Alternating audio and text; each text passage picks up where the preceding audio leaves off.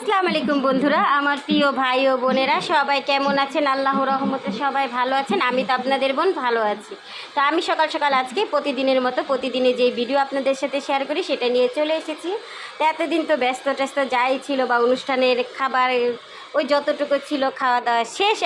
এখন হচ্ছে গিয়ে রান্না, প্রতিদিনে যেটা করি আর কি রান্নাবাড়ি সেটা তো করতে হবে। আর আমি বাহিরে থেকে পানি খাই, তো এই ফিল্টার পানি আমাকে বাহিরে থেকে দিয়ে যায়। ওনারা 40 টাকা করে বোতল নেয়, তো 2টা করে নিয়ে আসি, তারপরে 2টা শেষ হয় আবার অর্ডার দিই, তো দিয়ে যায়। তো আজকে আর ঘরে তেমন কোনো কাজকর্ম নেই, এগুলো অল্প কিছু ময়লা ঘর ঝাড়ু দিয়েছিলাম তো সেটা ফেলে দিব।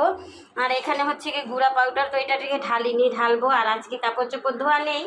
আর আজকে যা যা রান্নার আয়োজনে ছিল আর কি রান্না করব, তো ভাতটা আমি বসিয়ে দিয়েছি। আর আজকে হচ্ছে গিয়ে আমি বাসায় রুটি বানাইনি, বাইরে থেকে নিয়ে এসেছিল আপনাদের ভাইয়া, তো ওরা খেয়েছে, আমিও খেয়েছি। তো আমাদের খাওয়া দাওয়া শেষ। আর এখন হচ্ছে কি আমি ভাতটা বসিয়ে দিয়েছি। আর ওই তো আজকে যা রান্নার জন্য নিয়ে নিলাম আর কি, তো আজকে রান্নার জন্য নিয়েছি লাউ, আর সাথে হচ্ছে কি আমাদের জাতীয় মাছ ইলিশ মাছ।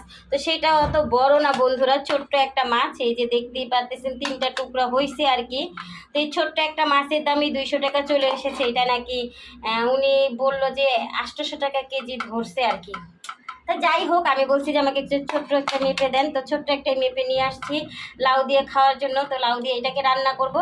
আর এই তো ছোটো গুঁড়া চিংড়ি, এইটাও 700 টাকা কেজি। তো এটা আমি ওই কেজি হিসাবে নিয়ে আসিনি, অল্প একটু ভাগা বিক্রি করে, তো ওই ভাগা নিয়ে এসেছিলাম। কারণ আমি হচ্ছে কি আমার অল্প একটু দরকার ছিল। আমি লাউ রান্না করলে তো হয় কি লাউয়ের খোসাটা ভাজি খেতে আমার থেকে ভালো লাগে, তো একটু চিংড়ি মাছ হলে তার মন্দ হয় না। তো সেটা চিন্তা করে একটু চিংড়ি মাছও নিয়ে এসেছি। আর এই তো লাউয়ের খোসাটা কেটে নিয়েছি এখানে, আর সাথে দিয়ে দিয়েছি একটা ছোট্ট আলু। তো এই লাউয়ের খোসা দিয়ে আর হচ্ছে গিয়ে চিংড়ি মাছ দিয়ে ভাজি হবে, আর লাউ দিয়ে আমাদের জাতীয় মাছ ইলিশ মাছ দিয়ে রান্না হবে। ইলিশ মাছটাকে আমি একটু ভেজে নিব। আর এই তো সকালে কাজকর্ম করা হয়নি, মেয়েরা নাস্তা খেয়েছে, তো এইগুলোকে এখন হচ্ছে কি একটু ধোয়া পাকলা করে নিব। আর ভাতটাও হয়ে গেছে, তো ভাতটাকে আমি একটু বাঘার করে নিব। আর আজকে আর রান্না দেখাতে পারবো না প্রিয় বন্ধুরা আমার, কারণ ভিডিও আমার অনেক বড় হয়ে যায়। তো আমি হচ্ছে গিয়ে এগুলো ধোয়া পাকলা করে নিচ্ছি। আর হচ্ছে থালা বাসনগুলো একটু ধোয়া পাকলা করে নিব।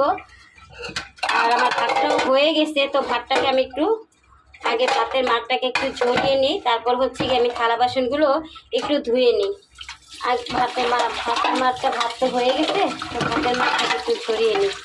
আর এই তো সকালবেলা একটু রং চাও বানাতে হয় আসলে, ওই যে ও দাদি আবার হচ্ছে গিয়ে রং চা, আমার শাশুড়ি রং চা খায়, তো উনি হচ্ছে গিয়ে ওই দুধ চা খায় না, রং চাই দেয়। তো রং চা আদা দিয়ে একটু বানিয়ে দিই রং চাটা খাওয়ার জন্য। ওই রং চা একটু বানিয়ে নিয়েছিলাম শুধু আজকে, ওই সকালে বললাম না সকালে আরই করিনি, কি যেন নাস্তা বানাইনি। এই তো থালা বাসনগুলো আস্তে করে একটু ধুয়ে নিব। আর আমার তো সব কাটাকাটি শেষ, ধোয়া পাকলা শেষ। আর এখন দেখি ভাতটা হয়ে এসেছে নাকি, তো ভাতটাও তো আমার হয়ে এসেছে। ভাতের মাঠটা আমি এখন একটু ঝরিয়ে নেব বন্ধুরা। তো আল্লাহ হাফেজ, সবাই ভালো থাকবেন, আমার জন্য সবাই দোয়া করবেন, আমি আপনাদের জন্য সব সময় দোয়া করি। আর ভিডিওটা আজকে বড় না বানাই, তো কালকের ভিডিওতে রান্নাগুলো ইনশাল্লাহ দেখিয়ে দিব।